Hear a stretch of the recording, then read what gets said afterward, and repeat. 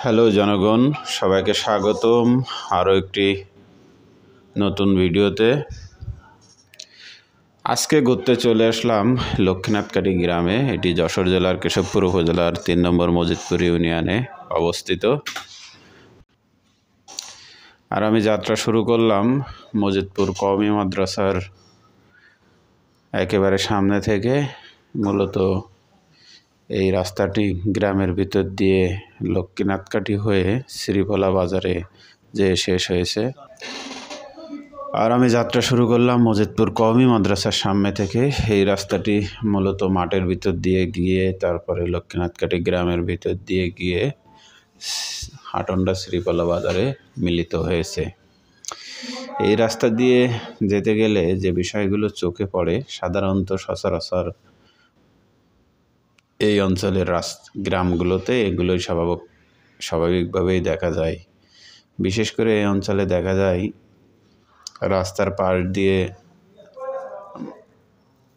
বাঁশের খুঁটির মাধ্যম দিয়ে সেখানে গোবর দিয়ে বানানো বড়ি রোদে দেওয়া। কিছু কিছু অঞ্চলে এটাকে মশালও বলে থাকে।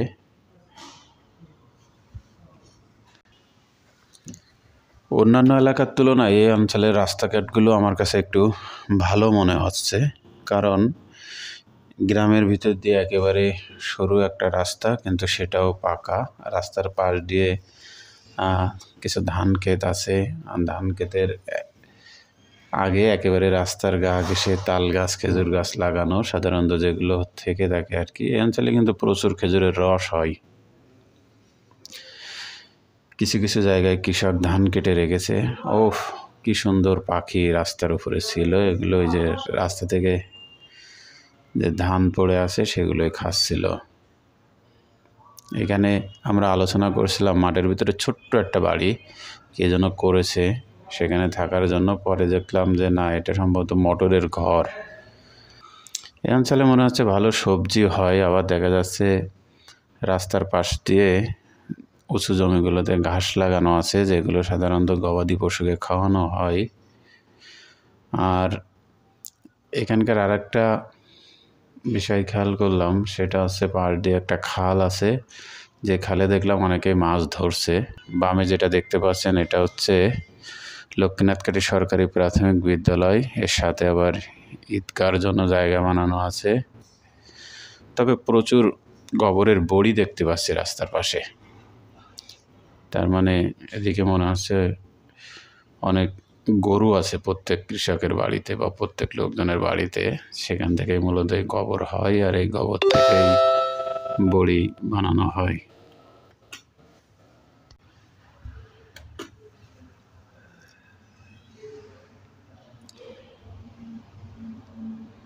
আবার যেহেতু এখন আমন ধানের মৌসুম, তাই দেখতে পাচ্ছি যে রাস্তার উপরে ধানের গাছ দেওয়া হয়েছে।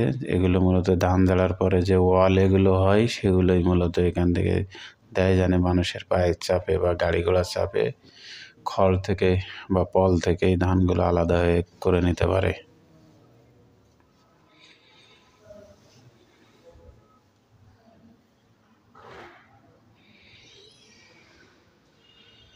তবে এই গ্রামটা ঘুরে যেটা মনে হচ্ছে, আমরা একেবারেই গ্রামের ভিতর দিয়ে যাচ্ছি। একেবারে মাঝে মাঝে মনে হচ্ছে মনে হয় মানুষের উঠানে চলে যাচ্ছি বা মানুষজনের ঘরের ভিতরে ঢুকে যাচ্ছে রাস্তা, এরকম। আর রাস্তাগুলো অনেক আঁকা বাঁকা, সাধারণ গ্রামের রাস্তাগুলো যেমন হয়ে থাকে। আমরা যখন যাচ্ছিলাম এটা আসলে একেবারে জুম্মার নামাজের কিছুটা আগ দিয়ে, এই জন্য আসলে বাইরে খুব একটা বেশি লোকজন দেখা যাচ্ছে না। অনেকে হয়তো ভাবতে পারেন কি ব্যাপার, গ্রামের রাস্তায় অথচ রাস্তার পাশে লোকজন খুব একটা দেখা যাচ্ছে না কেন।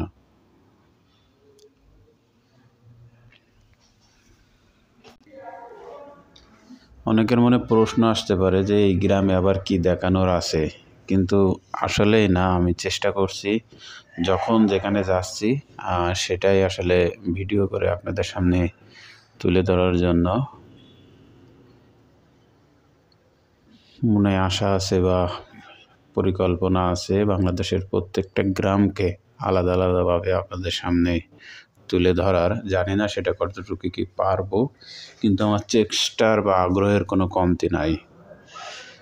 সবাই দোয়া করবেন যে বাংলাদেশের সব গ্রামের ভিডিওগুলো, বিশেষ করে রাস্তাঘাট বা যতটুকু সম্ভব আপনাদের সামনে যেন তুলে ধরতে পারি।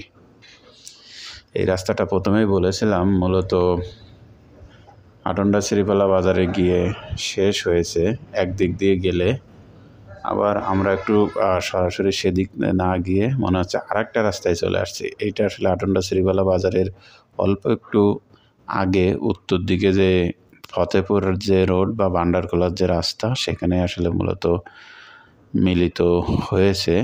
আমরা যদি এই দিক দিয়ে যাইতাম তাহলেও কিন্তু আমরা যেতে পারতাম, যেহেতু আমরা ওই দিক দিয়েই গিয়েছিলাম, তাই এই দিক দিয়েই ফিরলাম।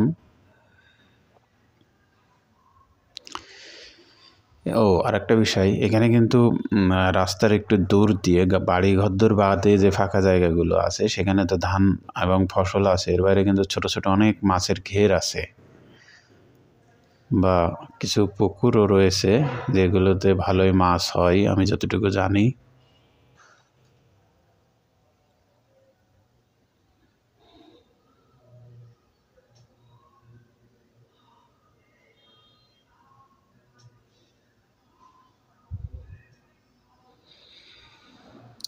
তো যে কথা প্রথমেই বলেছিলাম যে আমরা আসছি যশোর জেলার কেশবপুর উপজেলার 3 নম্বর মজিদপুর ইউনিয়নের লক্ষ্মীনাথকাটি গ্রামে। আমরা মূলত মজিদপুর কওমি মাদ্রাসার সামনে থেকে যাত্রা শুরু করে লক্ষ্মীনাথকাটির একেবারে গ্রামের মাঝখান দিয়ে চলে আসছি। আর আমাদের যাত্রা শুরু হচ্ছে, আমাদের যাত্রা শেষ হচ্ছে আটন্ডা শ্রীপালা যে বাজার, তার বাজারের থেকে 30-40 মিটার মতো সামনে উত্তর দিকে, যেটা ভান্ডারখোলা রোড বা ফতেপুর রোড। আপনারা অনেকে চেনেন, আবার অনেকে চেনেন না। তো এই ছিল আমাদের আজকের যাত্রা। কেমন লাগলো আপনাদের অবশ্যই জানাবেন।